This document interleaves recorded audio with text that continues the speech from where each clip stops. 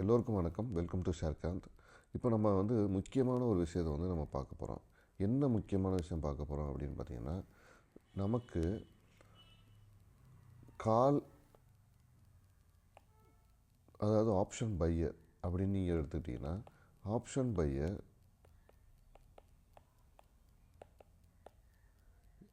ஜெயிக்க முடியுமா இன்ட்ராடேயில் அப்படின்னு ஒரு கேள்வி.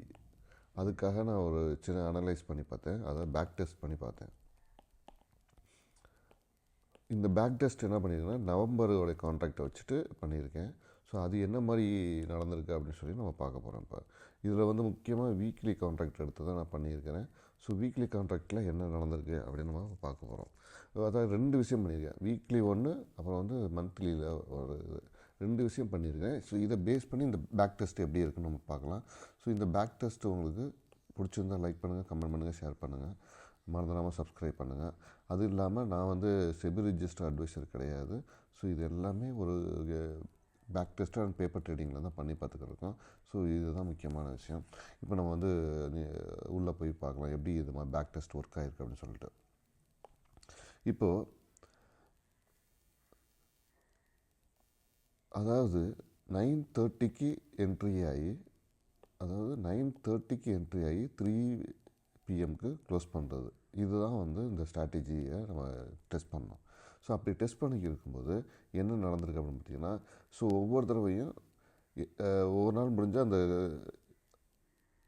ஏடிஎம் ஸ்ட்ரைக் ப்ரைஸ் இருக்குல்ல, ஸோ ப்ரீவியஸ் டேயோடைய க்ளோசிங்கில் இருக்க ஏடிஎம்மை எடுத்துக்கிட்டு அதை பேஸ் பண்ணி அதில் கால் புட்டை கண்டினியூஸாக பை பண்ணியிருந்தால் என்ன இருக்கும், 9:30க்கு பை பண்ணி 3 PM க்ளோஸ் பண்ணால் என்ன நடந்திருக்கும் அப்படின்னு பார்த்தீங்கன்னா, இப்போ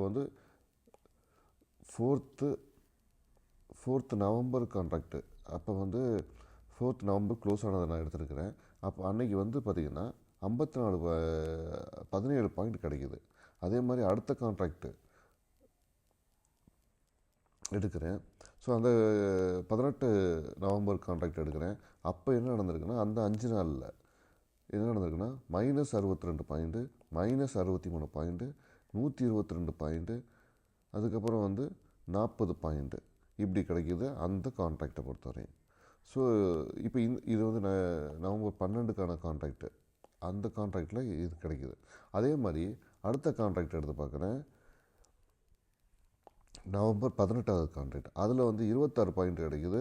அதே மாதிரி 66 பாயிண்ட் கிடைக்கிது. -42 பாயிண்ட் கிடைக்கிது, -19 பாயிண்ட் கிடைக்கிது, -42 பாயிண்ட் கிடைக்கிது. ஸோ இது அதே மாதிரி அடுத்த கான்ட்ராக்ட் எடுக்கிறேன், நவம்பர்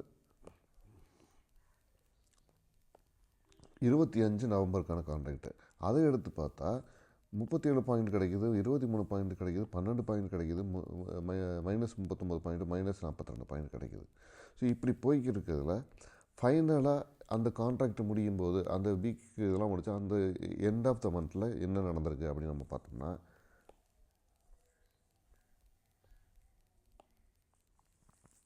கால் சைடு 142 பாயிண்ட்டும், புட் சைடில் 189 பாயிண்ட்டும் இருக்குது. ஓகேங்களா?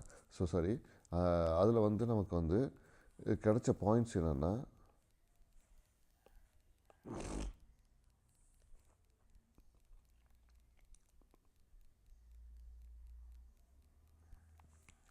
இது எல்லாத்தையும் நம்ம பண்ணி பார்த்துட்டு வரும்போது நமக்கு கிடைச்சது அந்த ரிசல்ட் பார்த்திங்கன்னா, கிட்டத்தட்ட ஒரு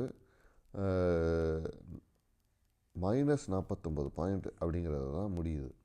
அப்படி பார்த்தா கால் பையர் லாஸ் பண்ணிட்டு தான் இருக்காங்க அப்படிங்கிறது இதில் தெரிய வருது. இப்போ நம்ம ஆப்ஷன் பையர்ஸ், இப்போ அதிலேயே பிரித்து பார்க்கலாம். கால் பையர் எவ்வளோ இருப்பாங்க, புட் பையர் எப்படி இருப்பாங்க. கால் பையரை பார்த்தீங்கன்னா 152 பாயிண்ட்டில் அவங்க அந்த மார்க்கெட்டை க்ளோஸ் பண்ணியிருக்காங்க அந்த மந்த்து.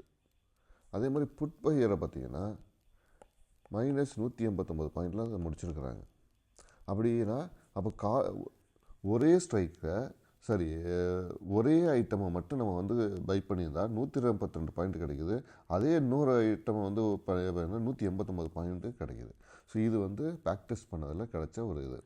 இப்போது நமக்கு பையராக என்ன மாதிரி விஷயங்களை பண்ணணும் அப்படிங்கிறதுனா, ஒரு பொருளை தான் வாங்கி பண்ணணுமா அப்படிங்கிற மாதிரி இருக்குது. இது அடுத்தடுத்த மாதங்களை செக் பண்ணி பார்த்தா தெரியும் புட்டில் எதுவும் சேஞ்சஸ் இருக்கா, காலில் எதுவும் சேஞ்சஸ் இருக்கா. இது வந்து ஒன்லி நவம்பர் பேஸ் பண்ணி நான் பண்ணது. ஸோ இந்த பேக் டெஸ்ட்டில் இது ஒர்க் ஆகியிருக்கா இல்லையான்னு தெரியலை எனக்கு. ஸோ இதை பற்றின உங்களுக்கு வேறு ஏதாவது ஐடியாஸ் இருந்துச்சுன்னா கமெண்ட் பண்ணுங்கள், ஷேர் பண்ணுங்கள். அதை நம்ம பேக் டெஸ்ட் பண்ணி பார்க்கலாம் எப்படிலாம் ஒர்க் ஆகுது, ஒரு பையராக எப்படி ஜெயிக்க முடியும் அப்படின்னு பார்க்கலாம்.